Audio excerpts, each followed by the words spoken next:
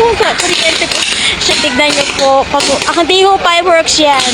Yan po ay kuryente. Hindi na pong lumalaki ang apo. Ayan, napapatay yung yung ano ba yan, yung sa kahoy na nagliliyabe. Ayun o. Ano eh?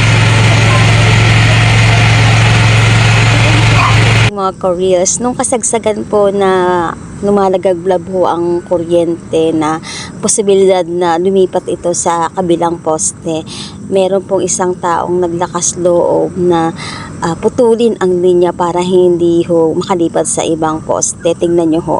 Kung di po ko nagkakamali, ang pangalan po niyan ay si Henry Escalante na nagtatrabaho sa Linetech.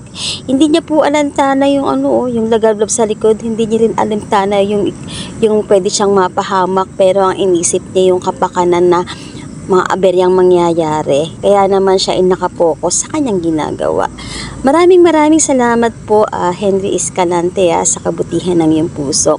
Kasi nag-shoutout tayo sa Meralco, kaya lang siguro siyempre hindi nila din alam ang mga pangyayari about sa kuryente na yan. Pero ikaw yung tumugon sa panawagan. Thank you so much. Ang ang tapang mo.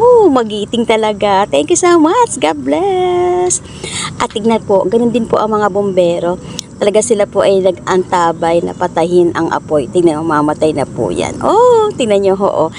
Salamat naman po at na apula ang apoy at ang linya ay naputol. Yan ang aming kagawad, Ega Grana Anuevo, at ang aming kapitan, Edwin Basa. Yan ang masipag na kagawad at barangay captain ng Barangay Bangkawat, Binangonan, Rizal.